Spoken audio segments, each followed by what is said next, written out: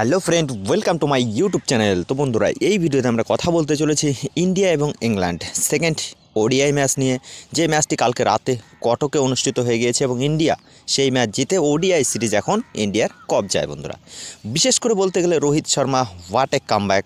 India টিমে রোহিত শর্মার form কিন্তু নাজেহাল করে দিচ্ছিল ম্যানেজমেন্টকে, কেননা সামনে চ্যাম্পিয়ন্স ট্রফি।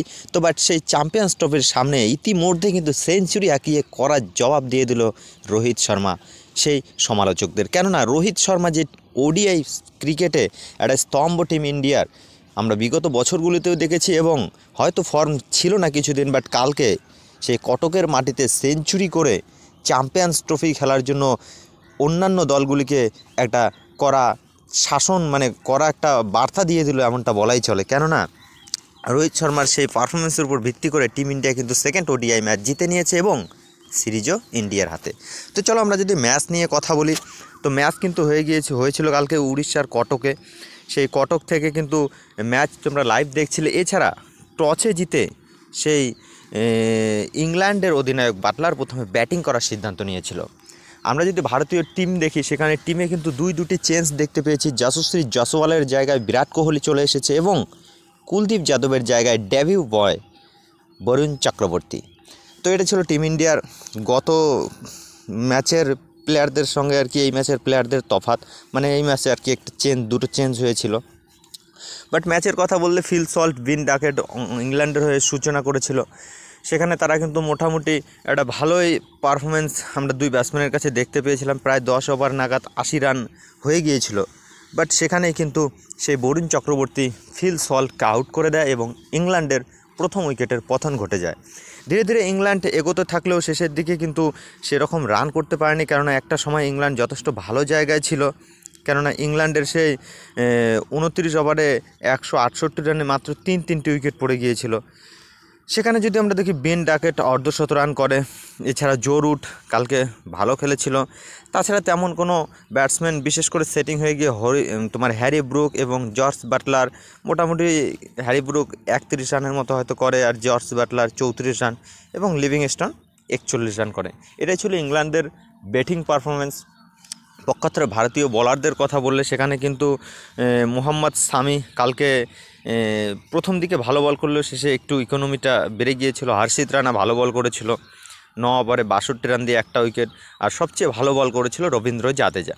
ইকোনমি দেখো বন্ধুরা, ওডিআই ম্যাচে 3.5, এটা হলো জাদেজার ইকোনমি। 10 ওভারে 35 রান দিয়ে তিনটি উইকেট। আর একটা ডেবিউ বয় যদি আমরা বরুণ চক্রবর্তীর কথা বলি, 10 ওভারে 54 রান দিয়ে সেই ফিল সল্টের উইকেটটা কিন্তু বরুণ চক্রবর্তী দখল করে নিয়েছে। এই ম্যাচে যদি বরুণ চক্রবর্তী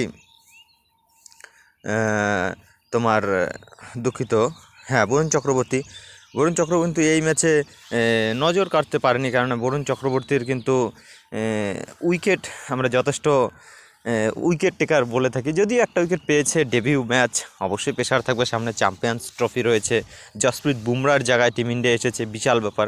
তো যার ফলে কিন্তু 304 রান করে ইংল্যান্ড অল আউট হয়ে গিয়েছিল। এবার পক্ষান্তরে ব্যাট করতে নামতে হয় ভারতকে, এবং ভারতের হয়ে কিন্তু ইনিংসের সূচনা করা দুই ব্যাটসম্যান শুভমান গিল এবং রোহিত শর্মা, তারা কিন্তু যথেষ্ট ভালো পারফরমেন্স করেছে কালকে। সুন্দর ব্যাটিং রোহিত শর্মার কাছ থেকে, যে ফুল শটগুলো দেখতে পারি, স্ট্রেট ড্রাইভ, ফুল শট, তাছাড়া কিন্তু স্টেপ আউট করে ছক্কা মারার একটা কৌশল, সে সমস্ত কিন্তু রোহিত শর্মার কাছ থেকে কালকে দেখতে পেয়েছি। মনে হয় চেনা ফর্মে ফিরে এসেছে রোহিত শর্মা। আর পক্ষান্তরে শুভমান গিলের কথা বলে, গত ম্যাচে কিন্তু মোটামুটি সেঞ্চুরির দোরগোড়ায় পৌঁছে গিয়েছিল। আজকেও মোটামুটি 60 রানের মতো একটা ইনিংস। তো শুভমান গিলকে নিয়ে কোনো কথা হবে না। চ্যাম্পিয়ন্স ট্রফিতে রোহিত শর্মার সঙ্গে শুভমান গিলে ওপেন করবে, এটা নিশ্চিত। কেননা যশস্বী জয়সওয়াল কিন্তু ঘাড়ে নিঃশ্বাস ফেলছিল, বাট প্রথম ম্যাচে একটা ম্যাচে সুযোগ দিয়েছিল এবং একটা ম্যাচে ভালো করতে পারেনি। যদিও একটা ম্যাচের দিয়ে প্লেয়ার বিবেচনা করা যায় না। তো ঠিক আছে, পক্ষান্তরে হয়তো চ্যাম্পিয়ন্স ট্রফিতে সুযোগ না পেলেও নেক্সট ফিউচারে হয়তো রোহিত শর্মার জায়গায় হয়তো আমরা যশস্বী জয়সওয়াল এবং শুভমান গিল এরকম একটা ওপেনিং দেখতে পারি ফিউচার ইন্ডিয়ায়। তো যাই হোক, সেই শুভমান গিল এবং রোহিত শর্মার সুন্দর একটা পার্টনারশিপ, যে পার্টনারশিপ কিন্তু 136 রানে পার্টনারশিপ হয়েছিল মাত্র 16 ওভারে। তো সে পার্টনারশিপ পড়ে যাওয়ার পরে শ্রেয়স আয়ারও দুর্দান্ত খেলে। বিরাট কোহলি কিন্তু তারপরে আসে, বিরাট কোহলি রান পায়নি। পক্ষান্তরে শ্রেয়স আয়ার একটু ভালো খেলে এবং অক্ষর প্যাটেল নট আউট থেকে টিম ইন্ডিয়াকে ম্যাচ জিতিয়ে দেয়। KL রাহুল, হার্দিক পান্ডিয়া 10-10 করে রান করে। শেষে জাদেজা নট আউট থাকে। তো এটা ছিল টিম ইন্ডিয়ার পারফরমেন্স।